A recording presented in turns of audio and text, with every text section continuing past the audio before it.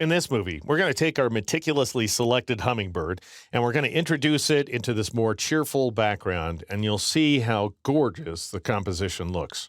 And along the way, I'll show you how to reverse the selection using the invert command, and I'll show you how to turn the RGB image on and off in the quick mask mode just by pressing a hidden keyboard shortcut. All right, so I'll go ahead and switch back to the hummingbird. First thing we need to do is convert it to an independent layer by switching back to the layers panel and then double-clicking on the background item, and that'll bring up the new layer dialog box, at which point I'll just go ahead and name this layer bird and click OK. All right, now we need to convert the selection to a layer mask by dropping down to the Add Layer Mask icon at the bottom of the Layers panel and clicking on it. At which point, of course, I realized my mistake, which is I never got around to selecting the bird. I just selected its background. So I'll go ahead and press Control-Z or Command-Z on the Mac to undo that change. I could just go up to the Select menu and choose the Inverse command, or press Control-Shift-I or Command-Shift-I on the Mac. But I want to show you how things work in the Quick Mask mode.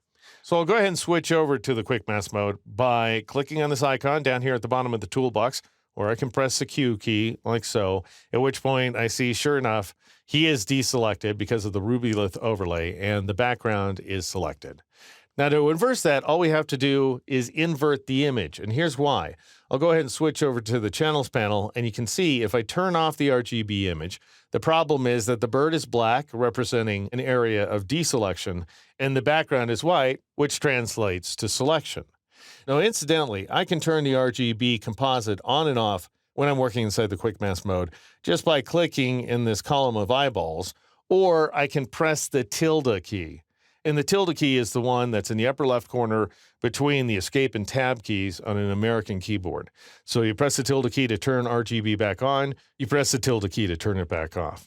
I'm going to go ahead and turn it back on because I want you to see that the way to reverse a selection, once again in the Quick Mask mode, is to go up to the Image menu, choose Adjustments, and choose Invert, which has a keyboard shortcut of Control-I or Command-I on the Mac.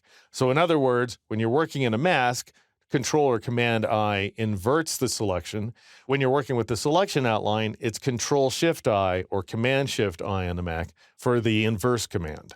Anyway, I'll just go ahead and choose this command, and that goes ahead and switches black and white so that the Ruby overlith appears in front of the green background, which is why it has a kind of orange cast. But if I were to press the tilde key to hide the RGB image, you can see that sure enough, the bird will be selected because it's white, and the background will be deselected because it's black. And that will happen as soon as I press the Q key in order to escape the Quick Mask mode. And now, if I switch to the Layers panel, and I drop down to the Add Layer Mask icon at the bottom of the panel and click on it, I keep the bird and I mask away the background. All right, now what you want to do is switch back to the Marquee tool, which you get by pressing the M key, and then right-click anywhere inside the image window and choose Duplicate Layer. This is my favorite way to work anyway. And then make sure that you're keeping your layer name of bird and change the document to lonetree.psd, which is the background image, and then click OK. And now if you go ahead and switch to that image, you'll see your wonderfully selected bird against its new background. And notice that even those blurry wings look absolutely great. But if for some reason you're not altogether happy with them, you can just go ahead and select that layer mask by clicking on its thumbnail here inside the Layers panel. And then you can once again go ahead and select the Smudge tool from the Blur Tool flyout menu. You can increase the size of your cursor like crazy, and then you can just basically smear that mask back and forth as much as you like.